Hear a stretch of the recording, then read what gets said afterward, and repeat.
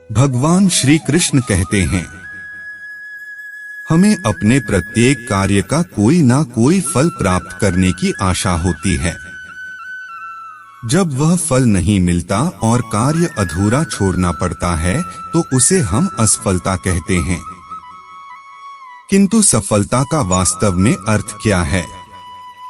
हम सब ने एक कहानी सुनी ही है कि बार बार गिरने पर भी मकड़ी अपना जाला बुनने की मेहनत करती रहती है, इसीलिए वो सफल होती है। किंतु मेहनत तो हम भी करते हैं, फिर भी कई बार हम असफल होते हैं। जरा विचार कीजिए, मकड़ी जब जाला बुनना आरंभ करती है तो क्या वो अपने लिए कोई समय मर्यादा बांधती है?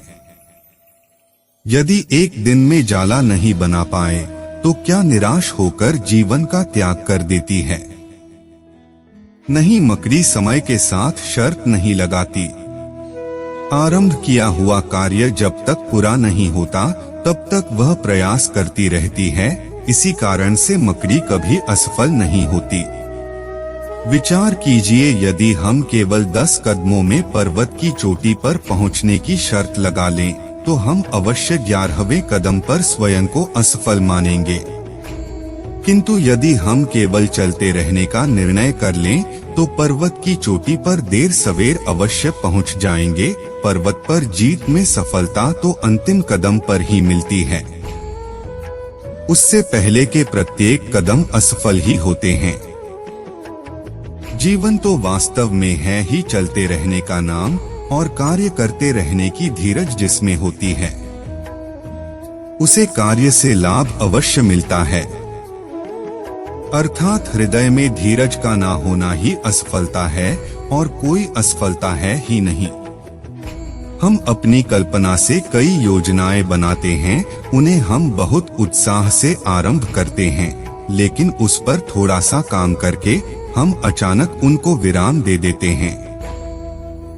ऐसी अनेक आधी अधूरी योजनाएं आपके पास भी होंगी जिन्हें आपने पूरे जोर शोर के साथ आरंभ तो किया, लेकिन उसे उसके परिणाम तक नहीं पहुंचाया और पूरी कल्पना, पूरी योजना एक नाकाम सोच के रूप में सामने आती है। आपने कभी विचार किया है कि ऐसा क्यों होता है? ऐसा मात्र कार्य में संकल्प शक्ति के अभाव के कारण होता है। हम कार्य आरंभ करते समय अपनी संकल्प शक्ति पर विचार नहीं करते, भावुकता के साथ काम का आरंभ तो कर लेते हैं, लेकिन उसको निरंतर संचालित करने की क्षमता पर विचार नहीं करते। यही नहीं, हम उस काम में अपनी रुचि, दक्षता और कौशल्य पर भी विचार नहीं करते। बस कल्पना अच्छी लगती है और हम उस काम को करने का निर्णय कर लेते हैं। ऐसा जब जब और जहां जहां होगा, कार्य अधूरा छूटेगा ही, क्योंकि कार्य वहां ही पूर्ण होता है जहां कौशल्य पूर्ण लगन, तब पूर्ण रुचि और संकल्प शक्ति का सही मेल हो। जहां भी इन तीनों या इनमें से किसी एक का भी अभाव होगा, वह योजना कितनी भी बढ़िया, कितनी भी लाभप्रद हो, परिणाम कुछ नहीं निकलेगा। ठीक वैसे ही जैसे किसी रोग को दूर करने के लिए सही परहेज, उचित आराम और सही दवाइयों की आवश्यकता होती है। आगे से किसी भी कार्य के आरंभ के पहले अपनी संकल्प शक्ति, लगन और रुचि पर अवश्य विचार कीजिएगा। आप निश्चय ही हर काम में सफल होंगे। आधी अधूरी योजनाएं कभी आपके हिस्से में नहीं आएंगी। इस मंत्र को आजमाएगा जरूर। जैसे मान लीजिए कि हमारा पड़ोसी लाखों रुपए महीने कमाता है। वह अक्सर नए ढंग के फोन और महंगी गाड़ियां लेकर आता है, लेकिन हम उसके बराबर की आमदनी नहीं करते। फिर भी हमारे मन में उसे यह दिखाने की लालसा पैदा हो जाती है कि हम तुमसे कम नहीं हैं। हम उसकी तरह की घड़ियां और फोन खरीदने निकल पड़ते हैं। हम कभी नहीं सोचते कि जाने अनजाने हमें दिखावे और आडंबर की घातक बीमारी ने अपनी चपेट में ले लिया है। क्या आपने कभी इस दिखावे के बारे में सोचा है? यह दिखावा और कुछ नहीं एक मानसिक बीमारी है। हमने अक्सर समझदार लोगों को इसके फंदे में पड़ते पाया है।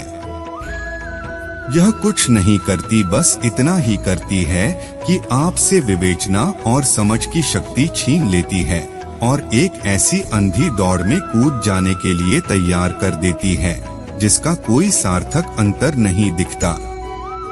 मैं एक उदाहरण देता हूँ। आपकी आमदनी लगभग 1 लाख रुपए महीना है, लेकिन आपके पड़ोसी की आमदनी 5 लाख रुपए महीना, और आपका पड़ोसी हर महीने लाखों रुपए का दिखावटी सामान खरीदता है, हर हफ्ते महंगे होटलों में खाना खाता है। आप बिना विचार किए देखा देखी आडंबर के जाल में आकर अपने पड़ोसी की राह चल निकलते हैं। उनकी नकल में आप यही नहीं रुकते, बल्कि साधारण तरीके से रेल की यात्रा न करके हवाई यात्रा करने लगते हैं। आप अपनी आमदनी और खर्च के अनुपात को भूलकर केवल अपने पड़ोसी के खर्च की प्रतियोगिता पर उतर आते हैं और केवल आडंबर को ध्यान में रखते हैं। आप ऐसे ही जीना चाहते हैं जैसे पड़ोसी या संबंधी जीते हैं। महीने, 2 महीने या 3 महीने के बाद होने वाली आपकी उलझन का हर कोई सरलता से अंदाजा लगा सकता है। ऐसा नहीं कि आप दिखावे के इस जंजाल से बच नहीं सकते, बस पड़ोसी या संबंधी क्या खरीद रहे हैं इस पर ध्यान देने के स्थान पर आप इस पर ध्यान दें कि उनकी खरीद के पीछे उनका कितना धनबल है और कितना आडंबर। एक बार अगर आपने इस सरल गणित को समझ लिया तो जीवन में आप कभी भी किसी तरह के आडंबर के खेल में नहीं फंसेंगे। अक्सर लोग अपने आसपास की स्थितियों से असंतुष्ट होते हैं। लोगों को घट रही घटनाओं से बहुत सारी शिकायतें रहती है। जिसे देखो वही कहता मिल जाएगा कि ना जाने यह सब क्या हो रहा है। किसी का भी इस तरह व्यथित होकर प्रतिक्रिया देना और कुछ नहीं, उसके नजरिए यानी दृष्टि के कारण है। यानी समस्या दृश्य में जितनी नहीं उससे अधिक दृष्टि की है। वास्तव में यह हम पर निर्भर करता है कि हम अपने समय और समाज की स्थिति को किस तरह से देखते हैं। हमारा नजरिया ही हमारे लिए संसार को देखने और समझने का एकमात्र उपाय होता है। कोई भी घटना हमें उतनी ही प्रिय और अप्रिय लगती है जितनी कि हमारी दृष्टि उसे हमें समझाती है। आपने कभी आकाश में उड़ते बादलों में बनने वाली आकृतियों को देखा है? उनमें जो भी आकृतियां बनती है उसे हम अपने नजरिए से ही परिभाषित कर पाते हैं। एक ही समय में वह एक बादल का टुकड़ा किसी को शेर और किसी को खरगोश दिखता है। कैसे? यह केवल नजरिए के कारण है। दृष्टि के इस मर्म को हमें कहानी के द्वारा समझने की कोशिश करते हैं। किसी आश्रम में गुरुजी अपने 2 प्रिय शिष्यों के साथ रहते थे। एक दिन गुरुजी ने अपने दोनों शिष्यों से पूछा कि यह संसार कैसा है, अपने दृष्टिकोण से बताओ। पहला शिष्य बोला, ये दुनिया बहुत बुरी है, जितनी देर की रात होती है उतनी देर का दिन। यह कैसा संसार है, उजले दिन के पीछे काली अंधेरी रात आती ही रहती है। अंधेरी रात को नष्ट करके केवल दिन ही रहना चाहिए, बस केवल उजाला रहे।